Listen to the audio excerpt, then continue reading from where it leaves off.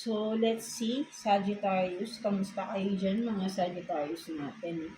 Tingnan natin what's your current situation, no? Ano yung mga issues ninyo na currently, no, mga Sag, no? And then, of course, message from your inner self and advice from universe, no, mga Sagittarius natin. So, let's see, kuha tayo dito ng card for your overall energy, Sagittarius, no? Overall energy for Sagittarius. Let's see. Overall energy for Sagittarius.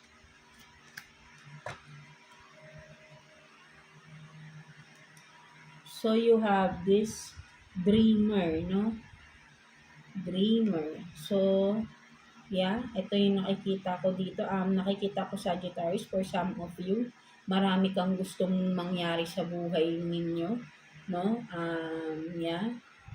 Mga pangarap na gustong matupad or mga goals in life na gustong gawin, no? Mga Sagittarius natin. And then, for some of you naman, no? Parang sabihin natin na some kind of addiction din for some of you na parang very toxic na sa sarili mo, no? Pinag-iisipan mo ba to na parang i-let go na tong mga addictions na yan, mga Sagittarius natin? So, ayun din yung isa sa nakikita ko rito, Sagittarius natin, no? Parang goal mo na alisin na kung ano man itong mga toxic behavior mo, no? Mga Sag natin. So, ayun din yung nakikita ko dyan, no? So, let's see. Kuha pa tayo ng additional cards for you, Sagittarius, no? For your current situation. Tingnan natin. Kuha tayo dito ng cards for you, Sagittarius.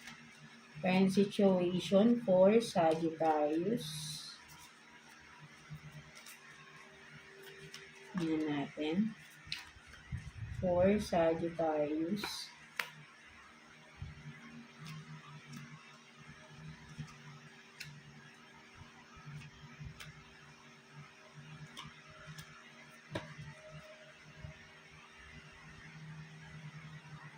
So, you have this retaliation, na punish, payback, revenge, and then, verge, no? About to reveal, confess.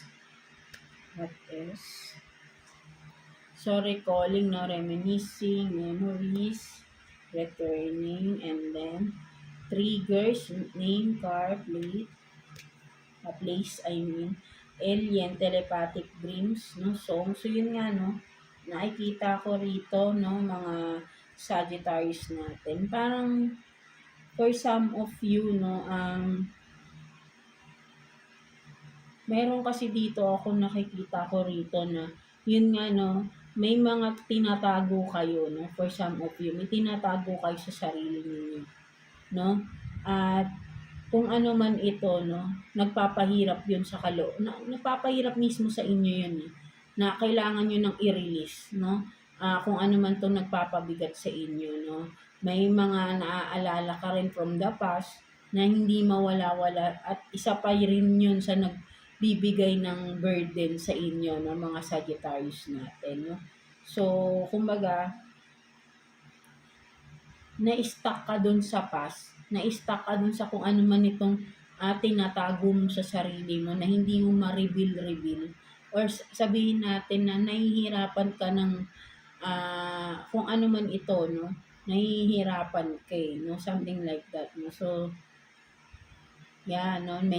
But then, nati-trigger ka, no? May mga sitwasyon na nakakapag-trigger sa'yo. At bumabalik lalo na yung mga past memories, traumas for some of you.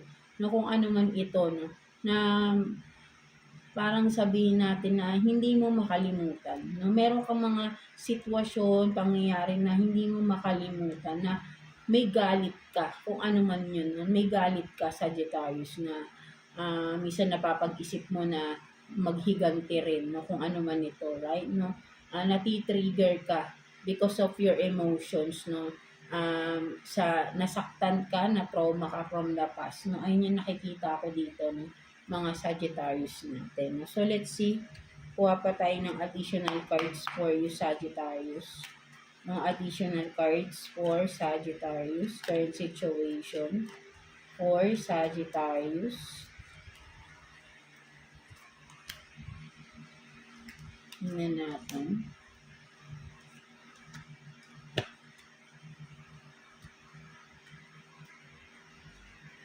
So you have this, the Tower in reverse. 10 of Swords, no? Maybe karelasyon mo to, no? Na nasira ang relationship ninyo, no? Hindi naging maganda. Yun nga, no? The Sun in reverse. No, sobra kang nasaktan, sobra kang nalulungkot, no? Until now, yung depression, no? Ang nakikita ko rito, no? That's why sobrang emotions mo rito, Sagittarius natin. Nasaktan ka sa tao na ito, no? Kung sino man ito, no? Nagkaroon ka ng trauma sa tao na ito, no? At may mga bagay o sitwasyon pa na nagpapatrigger, na naaalala mo yung mga pangyayari sa past na hanggang ngayon dala-dala mo pa rin, no? Sagittarius natin. So, ayun yung nakikita ko rito, no? Sobrang burden na to sa inyo, Sagittarius, no? Hirap na hirap ka na rito sa sitwasyon na to na siguro I think dapat mo na tong hindi naman natin yan makakalimutan but I think kailangan mo nang i-accept na nangyari na yun, no? Kahit sabihin natin na yes, nasaktan ka, no? Parang nakikita ko kasi rito, hindi mo matanggap yung nangyari. Bakit mo, parang sinasabi mo, bakit mo ginawa sa akin yun? Bakit nangyari sa akin to? 'Di ba? But then, at the end of the day, ikaw pa rin yung nahihirapan. Hirap na hirap ka na sa sitwasyon. 'Di ba? Naaapektuhan na talaga yung mismong sarili mo rito, no? Mga Sagittarius natin, no? So, let's see. Tingnan natin what's the message from your inner self, no? Mga Sag. Let's see. Message from your inner self. Tingnan natin.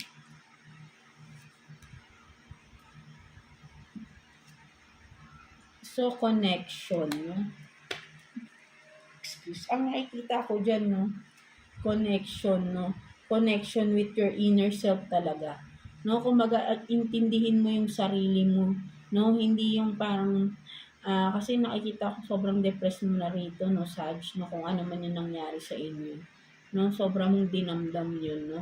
And isipin mo dito yung well-being mo, no? Kung napapabayaan mo na, no?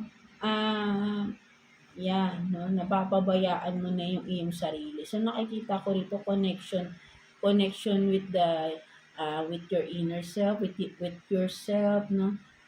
Maybe makakatulong yung meditation, no? Labas-labas ka for some time, no? Katulad nito, nag-doing some yoga, no? Meditation din yan. No? Inhale, exhale, no? Kasi masyado ka ng burnout, no? Mga Sagittarius natin. Pinaparelax na ng inner self mo yung mind mo, no? Kalaban mo rito yung mental health ninyo, no? Mga Sagittarius natin. So, agapan mo, huwag mong ilubog yung sarili mo totally sa depression na pinagdaanan mo sa person na yun na nasaktan ka, no? Kung ano man yung ginawa niya sa inyo, no? Mga Sag, no? So, let's see what's the advice for you ni Universe, mga Sagittarius natin. Advice for you, Sagittarius. Let's see. Advice for Sagittarius.